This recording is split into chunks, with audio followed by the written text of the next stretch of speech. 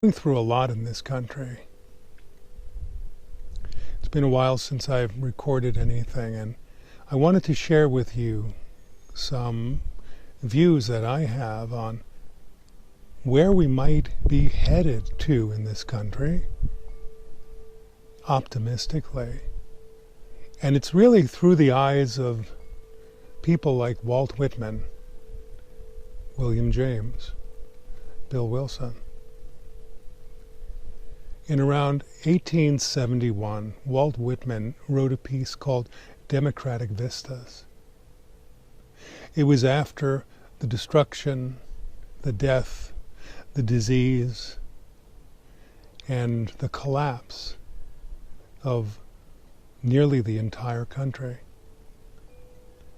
So if we want to take a look at where we were, it might give a little bit of an indication as what we might be able to do, where we came from, and very hopeful for the future. Thanks a lot.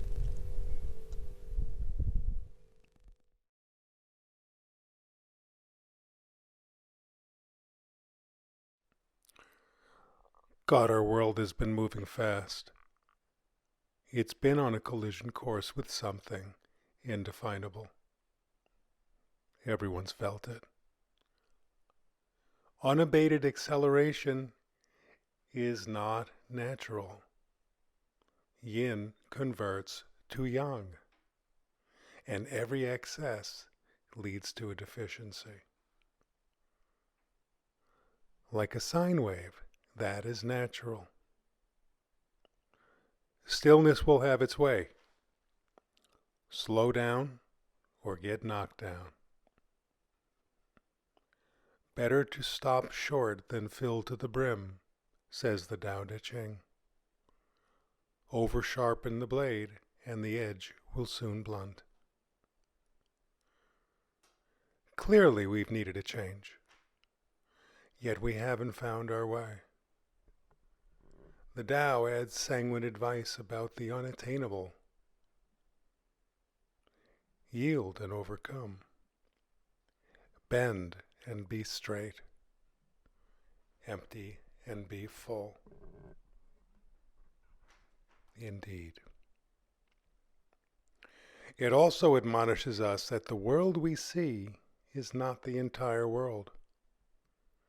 There are eternal principles and energies at play. Walt Whitman's essay, entitled Democratic Vistas, was published in 1871. It was published in the wake of the Civil War. It is a reflection on American life and values coming out of a time of horror, hope, and calamity. We might take a moment to hear him out today. There is a very important central argument that is highly translatable to today's world. It was written to us, the citizenry of these United States of America. Many of his poems address us directly, who were unborn for 100 years or more before its writing. He hoped that the new world would birth a new way of thinking, new inventions, new forms of art, and new spiritualities.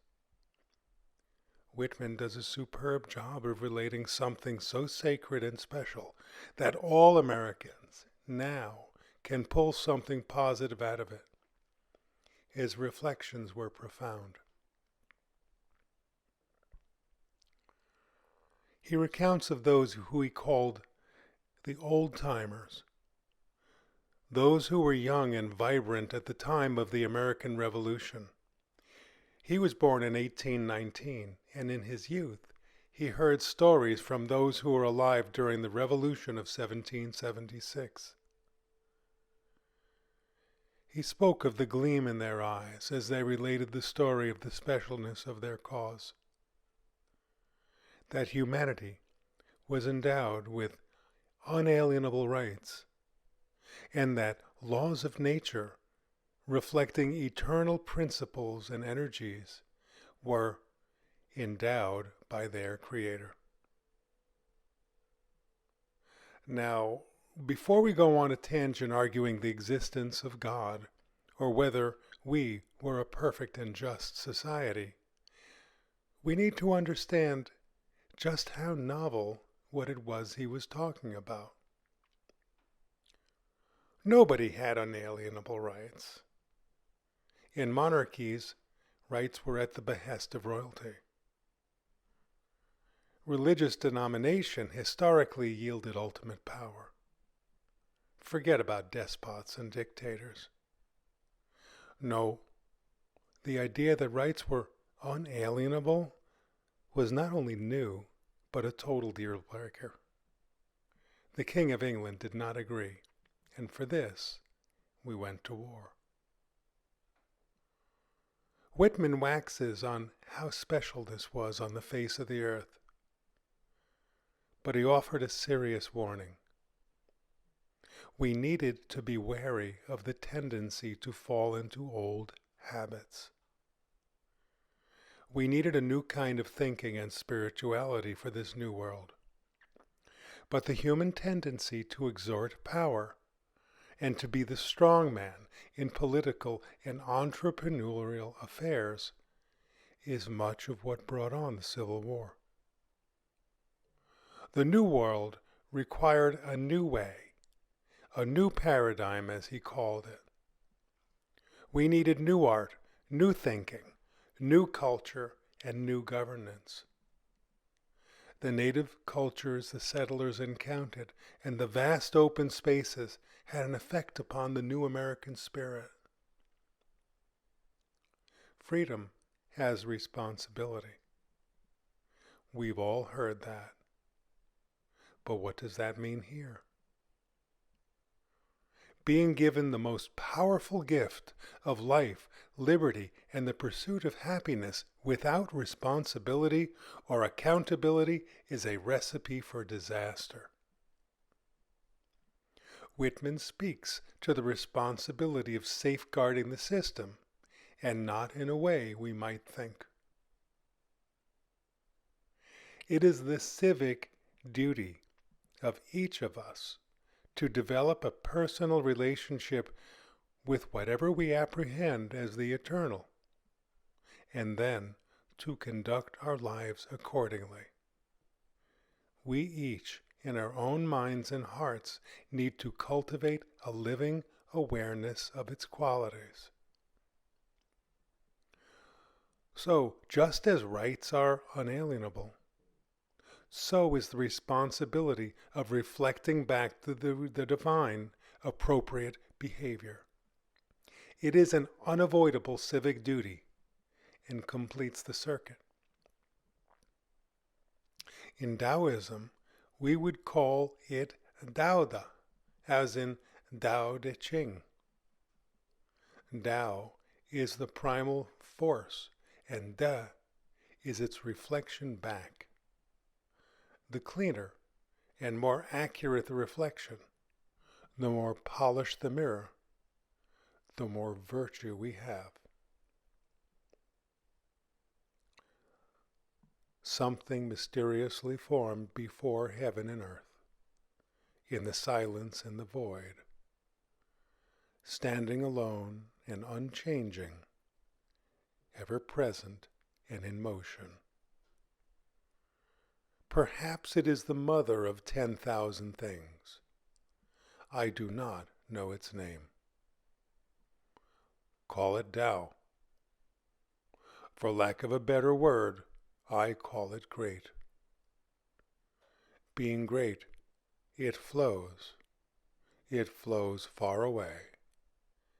Having gone far, it returns. Tao Te Ching, number 25. In the late 19th and early 20th centuries, people like William James, the psychologist, who wrote The Varieties of Religious Experience, keenly picked up on this.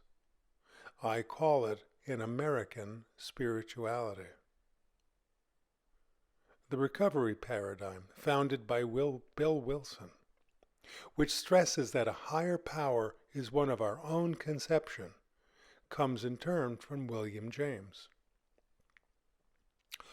12-step recovery is a distinctly American phenomenon, and it could not have developed anywhere else.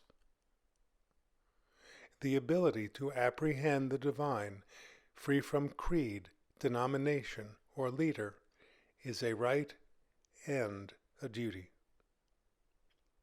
We may learn from others, but there is at its center a wordless sense of being in direct contact with the divine that is very empowering.